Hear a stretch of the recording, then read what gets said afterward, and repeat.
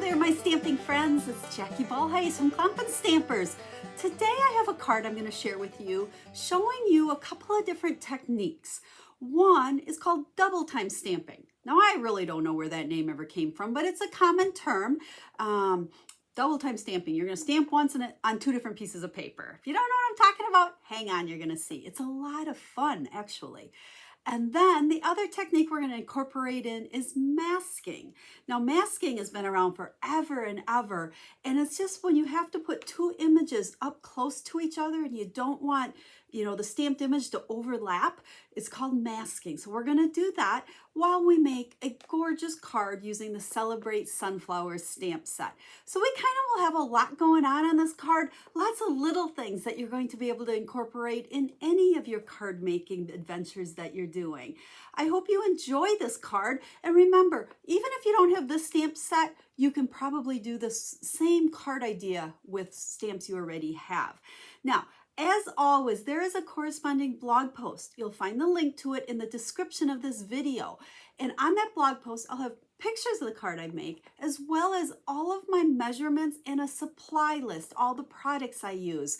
So if you'd like to purchase anything, just go check out that supply list and you can add them right to your cart and go shopping for Stampin' Up! Products while you're over there. Now, also on my website, you can request a catalog or contact me if you have any questions and there's anything I can do to help you. So, without further ado, I'm ready to dive into this card and I can't wait to share it with you. Hang on, and I'm going to flip the camera down and let's get started. So here's a look at the stamp set we're using. It's called Celebrate Sunflowers. Now it also has coordinating dies, but we're not using those. We're going to just use the stamp set on this one. And I mentioned we're going to do some masking, some double time stamping. I'm going to show you how to color the easy way with Stampin Blends, and we're going to bring in an embossing folder. So lots of little things going on to make our card today. Now, we're going to start out doing the double time stamping part of that. And what that really means is you're going to stamp one time on two different pieces of paper at the same time. Again, where double time came from, I'm not sure. Maybe double pieces. So what we're going to do, we have a piece here of soft sea foam, and then I have a piece of basic white. And when I go to layer these cards, it's going to layer something like that. Now, I need to secure this down, but not enough that it's going to stay permanently. So I'm going to put just a tiny dab of adhesive on the back. I'm using the Stampin' Seal, which is not an adhesive I typically use, but for something like this, it works really good because just a little bit, enough to hold it, and I'll be able to peel it off here when I'm done stamping. Then we're going to take our large sunflower image here, and I'm going to ink this up really good with my Memento. And I'm using the black Memento because we are going to color with our Stampin' Blends. And now, this is the double time stamping part. When I stamp this, we're going to hit the white and the soft sea foam. And because of the design of my card, I want it kind of up in this area. So coming off that sea foam and down into our white. So about right there, we'll call it. Now, I want to give it some really good pressure because there's that little ridge where the white is on top of the sea foam. And also, colored cardstock doesn't stamp quite as crisp as that basic white. So there we go. Now, when you look at that, it's kind of ugly because see this big gap in there? That gap is because of that ridge, but we've got a solution. It's not going to look ugly when we're done, at least I hope not. So we're going to go ahead and we're going to pop that off. See how that comes off with just that little bit of seal? Set this piece aside, and then we're going to color with Stampin' Blends. Now for this, we're using the Daffodil Delight. And we're going to just pull off a couple of caps here. We've got the light and the dark, and then I'm also going to use a little bit, I think it's the light Mango Melody, just for kind of one shade darker. Now, if you have not colored with Stampin' Blends before, I love them. It's an alcohol-based marker, and they're just, you want to use both light and dark. And you can see I put some light on, then I added some of that dark, and now I'm coming back in and we're adding a little bit more light to blend that color. It's recommended that you do kind of one section at a time. I'm doing a couple petals of my flower here just because it's pretty small, but you wouldn't want to do all the light and then come back later and do all the dark.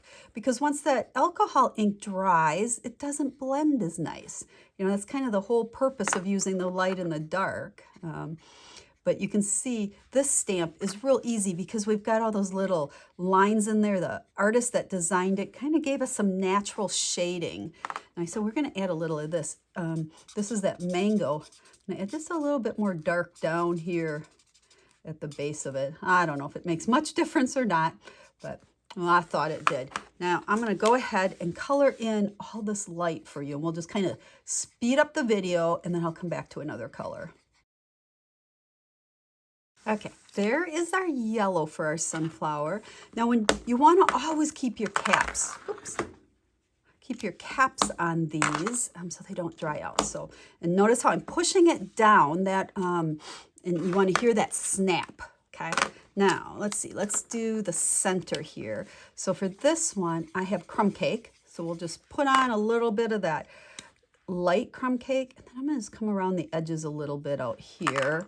And again, I'm keeping it real easy, you know, just kind of scribbling it on there. These nice big images are so easy to color. Okay, now we need some leaves on our sunflower. So our next technique we're bringing in here is masking. Now, I've already done this on a scrap of just computer paper here. I stamped my sunflower and then I cut it out with my scissors. And what I need to do, and this is a little tricky, is spin this around until we can find, let's see, I thought I would recognize it. Oh, here we go. To cover up our sunflower. Now, when you're doing masking like this, you want to, when you cover it up, pull it back just a little bit. Now, I hope that makes sense. See my black line from my stamped image? I want to see that, okay, just that little bit. Otherwise, you're going to get that little shadow gap like we did when we stamped our sunflower in the first place. So let's just kind of hold that there, and then we'll take our leaf stamp. I don't have that mounted on there very good. And to stamp our leaves, I'm coming off the, or onto our mask and stamping it. Now when I remove that, you'll see how that came. It looks like the leaf is behind the petals. Those lines aren't overlapping because otherwise you'd have kind of that funny leaf image coming down in there. Does that make sense? I hope so. But again, notice how there's no gap in here like there was when we stamped this, you know, from the ridge of the two different pieces of paper. Okay, now let's go ahead and do a quick color on this leaf. So we'll start with, we'll use Granny Apple Green. We're putting in some light, and then we'll come in with some dark along the edges. Normally I use the more solid, smaller tip. I don't know why I keep doing the brush tip on this one, which on bigger images, it's okay. You just can't get quite as detailed with it. So there's that one. Let's see, color a little bit faster too, because it's bigger. Notice I am just, you know, kind of almost freehanding here. You know, we don't have to be super precise in the coloring, especially, you know, we got all that stamp, those lines, so much detail. Okay, there we are. Quick and easy coloring with Stampin' Blends. Now, before we start putting our card together, let's come back to our soft seafoam piece here. And I'm going to run this through my Stampin' Cut emboss machine with the brick and mortar embossing folder. And you have to, with these folders, it's nice because this piece can go either way. And I want my bricks to go this way because that's the way the card's going. And then this line down here at the end will let me kind of get it in there nice and straight, you know, so our bricks aren't crooked. And then I'm going to go run this through my machine and I will be right back. Now remember, with the 3D embossing folders, you need to use the specialty plate. So it's the platform, our embossing folder, and the specialty plate. If you're using the, I guess it's number 4, if you use the Big Shot, what Stampin' Up! Used to sell, you can purchase just the specialty plate for the Stampin' Cut emboss machine, and it will work in your Big Shot.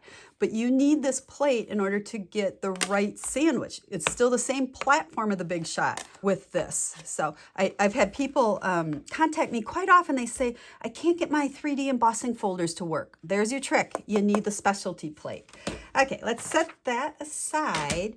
Now notice I embossed this after I had stamped on it, because I wanted all of that texture, because we wouldn't want to stamp now because it wouldn't stamp nice, right? Okay, for our card here, I have a piece of the Granny Apple Green, and we're going to go ahead and use the liquid adhesive. I suppose I could use my seal since I have it here, but this is my favorite, what I use all the time. And we're going to just put that right on there. Remember, these measurements will be over on that blog post. So if you'd like to recreate this card, either with the sunflower or with some other stamp, I'll make it as easy as I can for you. And then let's take our dimensionals. Let's see, this sheet's almost out. But when you get down to the, on your sheets like this, your dimensional sheets, see, I like to just tear those outside edges. They just tear super easy. But then we can use all of these pieces. Oh, there's another one. Use up these sheets, good. There we go. Got a bunch of odd shapes on there, but use them up. Okay, let's peel those off. And then this, when I put this on here, I'm gonna line it up where we stamped that sunflower, and you can see how it covers up that gap we had. That's why once we stamp it, we take it away and then put the border behind it, that extra layer, and then it fills it in. So there's that stamp part. Now let's grab, I have a piece of basic black. This one's just cut 11 by 4 1/4. So remember, your 8 1/2 by 11, you can cut the long way or the short way to make your card front. And then we'll put some adhesive on here. And then I'm gonna show you a fun way to use some linen thread on this one. So let's stick that down. Now there's so much texture with that brick, so you know, kind of give it some pressure and go around the edges good to get it to hold down there. Got some adhesive on there. Let's move that.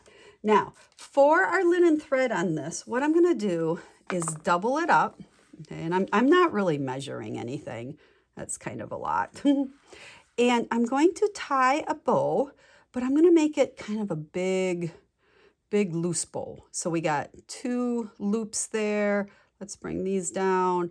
I don't want it to be a nice little bow like I usually do. Okay, we're gonna change this up a little bit.